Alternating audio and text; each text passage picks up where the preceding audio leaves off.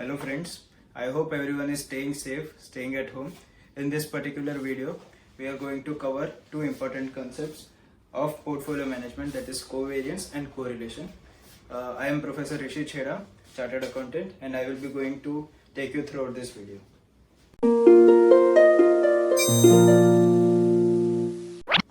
Okay, so in the last video, we just understood the meaning of standard deviation as a measure of risk.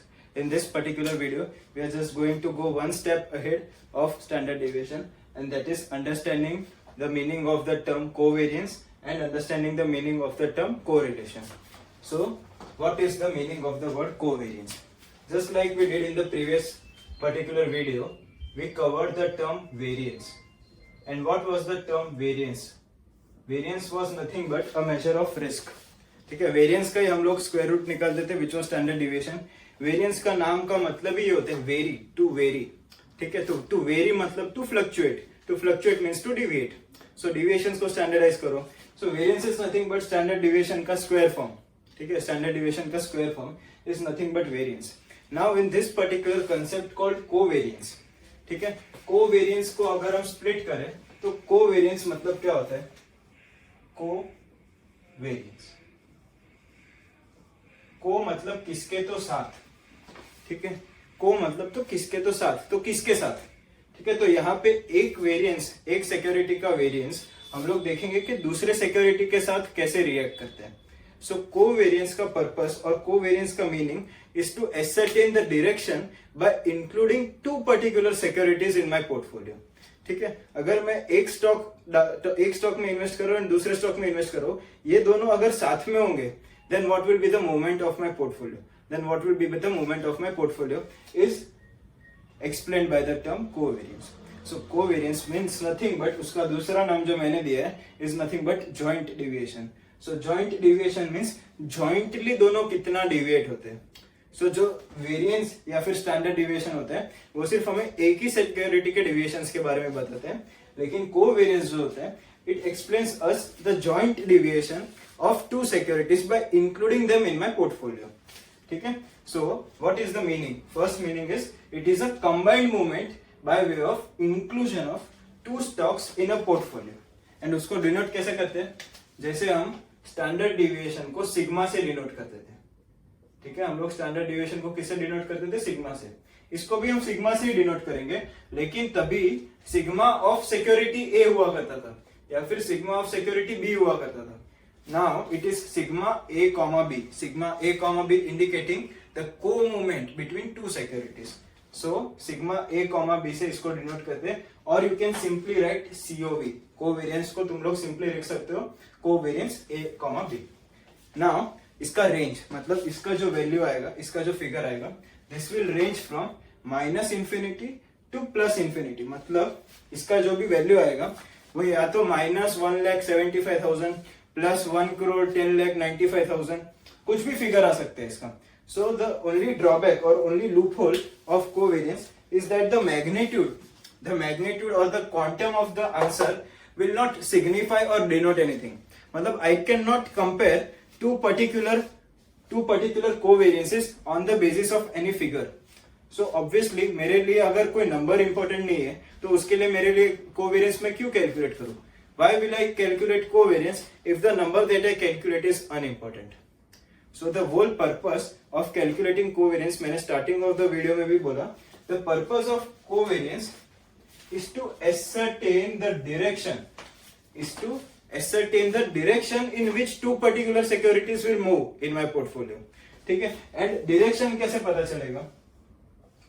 अगर तुम लोग ने मेरा standard deviation वाला video देखा होगा, सो मैंने तभी वहां पे दिखाया था कि अगर मेरे एक्सपेक्टेड रिटर्न से मेरा मैच नहीं हो रहा है actual return, then there will be deviations. And वो डिविएशंस को आगे साइन अटैच किया जाता था. देयर वाज इधर अ माइनस साइन और there was a plus sign. ठीक है, तो कोवेरिएंस के लिए जो भी मेरा साइन होएगा, नंबर जो भी होगा, नंबर शायद 1,10,000 है, नंबर 1,55,000 है, कुछ भी नंबर होगा, उसके आगे जो साइन होगा ना, that is something which is relevant for me. इसके अलावा मेरे को ये साइन के पीछे कोई भी नंबर लिखा रहेगा, मुझे उससे फर्क नहीं पड़ता. Simply because the sign can vary from -∞ to +∞. मतलब साइन का तो कोई लिमिट, नंबर का तो कोई लिमिट ही नहीं है. सो मेरे लिए जो रेलेवेंट पार्ट है वो क्या है, माइनस साइन या फिर plus sign. Obviously minus sign indicates both move in the opposite direction, plus sign indicates both move in the same direction. Now what is the reason behind ascertaining the direction? Sir हम लोग direction ascertain करके क्या करेंगे? अगर मैं रिलायंस का stock लेता हूँ और मैं टीसीएस का स्टॉक लेता हूँ, अच्छा चलो अगर मुझे पता चल भी गया कि ये दोनों stock both move in the same direction, sir आपने इसका कोवेरियंस निकाला, आगे प्लस साइन आया और आपको पता चल गया कि चलो both move in the same direction. Same direction का मतलब क्या होता है? सेम डायरेक्शन का मतलब कि सर एक स्टॉक बढ़ा तो दूसरा स्टॉक भी बढ़ेगा, एक स्टॉक गिरा तो दूसरा स्टॉक भी गिरेगा. As an ideal investor, you are always going to invest in a diversifiable portfolio. And diversifiable का portfolio का मतलब ये होता है कि you are going to try to include stocks with negative movements. मतलब अगर एक इंक्रीज हो रहा है तो दूसरा डिक्रीज होगा. इससे क्या बेनिफिट होगा? इससे बेनिफिट ये होगा that your risk will get diversified away. Your risk will get diversified away. Reason both are moving in the opposite direction. So including stocks with negative covariance. Including stocks with negative covariance is something which an ideal investor would always want to. ठीक है, वो ज्यादा जब भी stocks में invest करेगा is always going to pick a pair of securities and वो ascertain करेगा कि उसका कोवेरियंस नेगेटिव है तो ठीक है मैं इन्वेस्ट करने को रेडी है, because both will move in the opposite direction. ठीक है, सो मार्केट मूवमेंट से जो भी फ्लक्चुएशंस होगा एक का loss will be compensated by the gain of another. ठीक है, so this is the reason of calculating covariance. ठीक है, ऑब्वियसली ये जो साइन वाला जो नंबर वाला जो ड्रॉबैक है कोवेरियंस का, कोवेरियंस का ड्रॉबैक है कि पीछे जो नंबर है, पीछे का जो नंबर है 1,10,000 या जो भी नंबर है, दिस नंबर इज इररिलेवेंट यानी कि ये मैग्नीट्यूड जो है, ये क्वांटम जो है, इट सिग्निफाइज नथिंग. ठीक है, सिंस इट सिग्निफाइज नथिंग, ये जो ड्रॉबैक है this will solve by correlation. लेकिन जब हम कोरिलेशन करेंगे तभी हम देखेंगे कि correlation, how is correlation able to solve the problem which has been created by covariance. ठीक है, now let us learn the formula for calculation of covariance. Covariance कैसे कैलकुलेट करते हैं वो देखते हैं. सो ऑब्वियसली यहाँ पे अनलाइक स्टैंडर्ड डिविएशन, यहाँ पे we are not going to assess it from the point of view of a single security, we are going to calculate it from the point of view of two securities. क्योंकि तुम लोग खुद के साथ covariance नहीं निकाल सकते. You can not calculate covariance of security A with security A. ठीक है, अगर covariance of security with himself ही निकालने का तो वो वेरियंस ही हो गया. सो कोवेरियंस ए कॉमा ए, अगर मैं बोलूं covariance A comma A, then it is nothing but variance. खुद के साथ covariance is nothing but variance. ठीक है, so that is quite simple. Let's start with an example. I just get my कैलसी.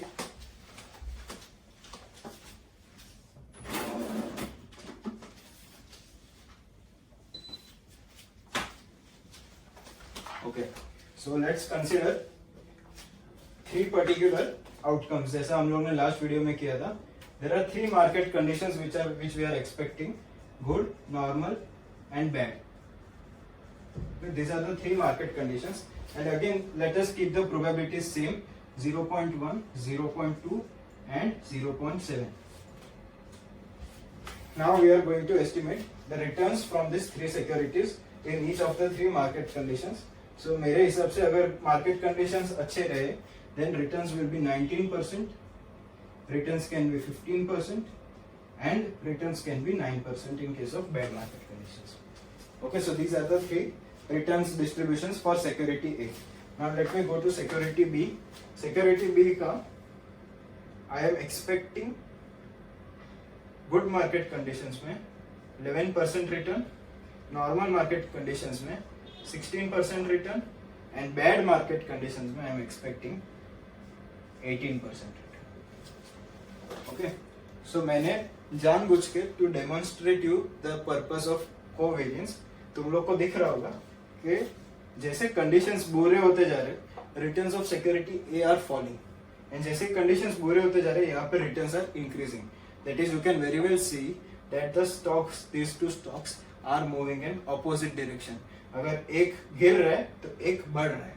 ठीक है, so before calculating covariance I can very well से कि इसका जो कोवेरियंस का आंसर आएगा that will be a negative figure in the sense they both move in the opposite direction.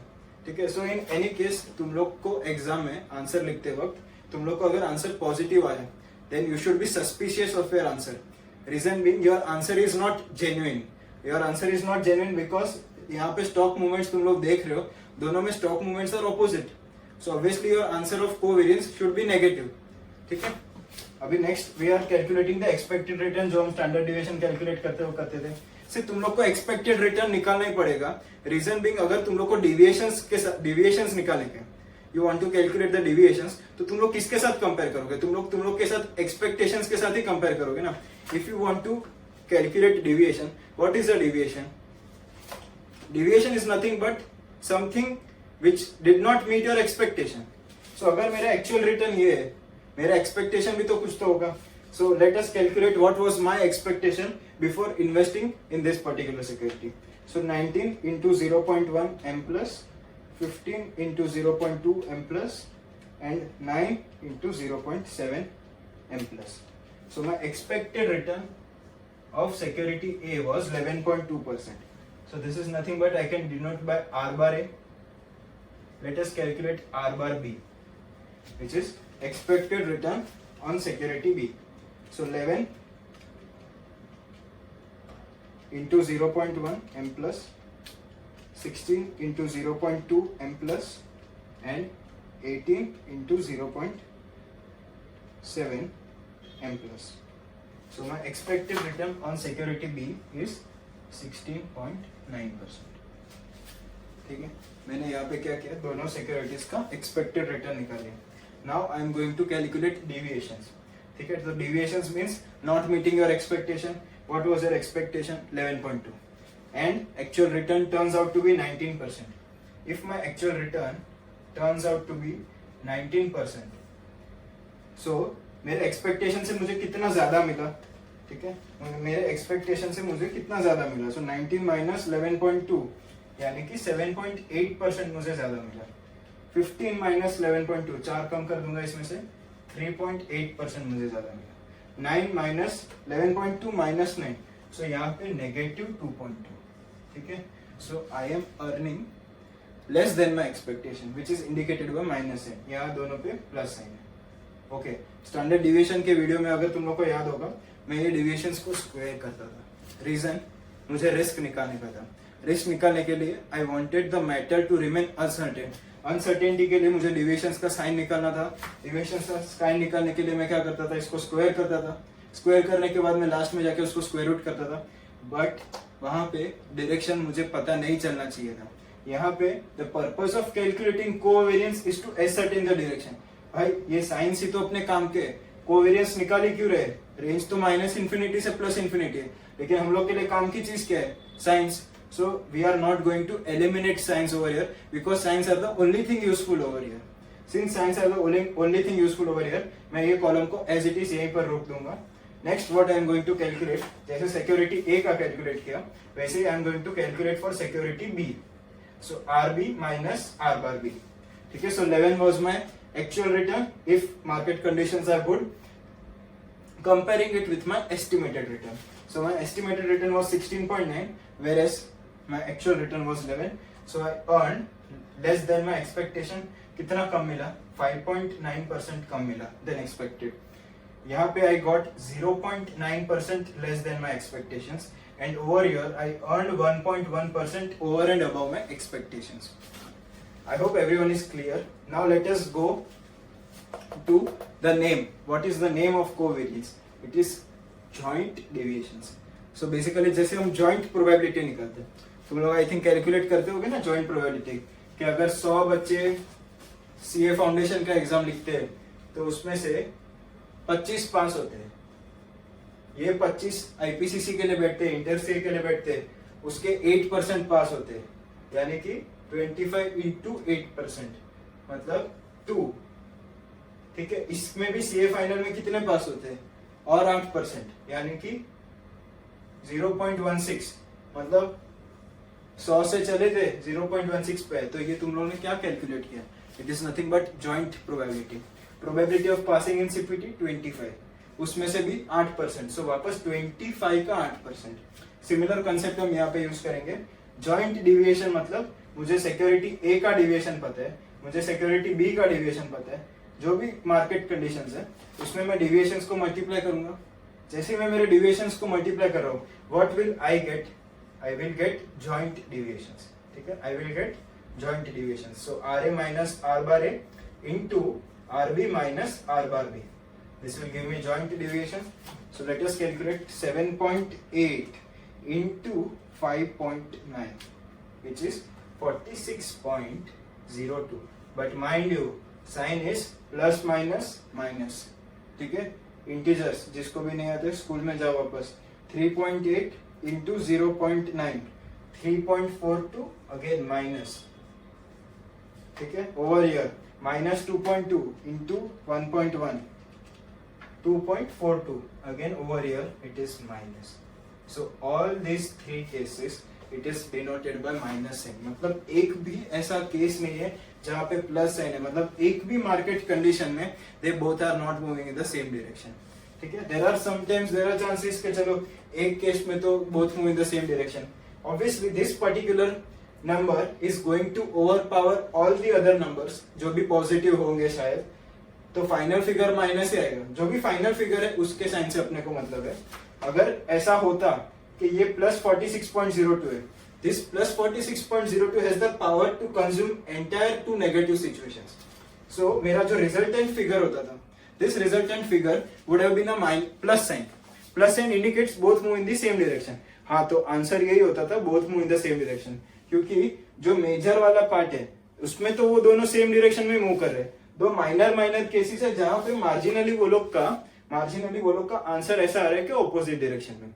So final figure is indicative of in which direction in which they move. But again यहाँ पे एक problem है. ये जो minus sign है, मतलब ये जो फिगर्स है, इसमें प्रोबेबिलिटी कहीं पर भी कंसिडर नहीं है. ठीक है, so we will create another column in which we are going to multiply it with the probability. क्योंकि ये डिविएशंस है, these are the joint deviations. But what are the chances of this joint deviations occurring? ठीक है, सो ये जो भी joint deviations है उसको हम प्रोबेबिलिटीज के साथ मल्टीप्लाई करेंगे. ठीक है, सो 46.02 into 0.1, so minus 4.602. Again minus 3.42 into 20% is 0.684 and 2.42 into 0.7 is 1.694. ठीक है, ये तीनों का जो भी टोटल आएगा, obviously the sign will be minus sign indicating both move in the opposite direction. I hope the concept was clear to all.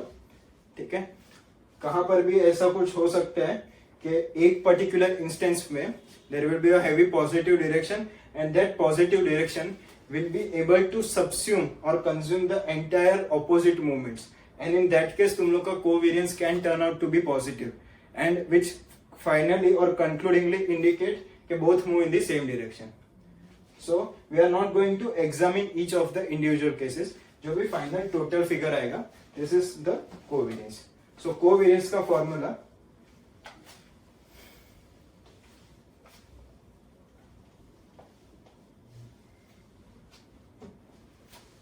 Covariance के दो फॉर्मूलाज है. First formula is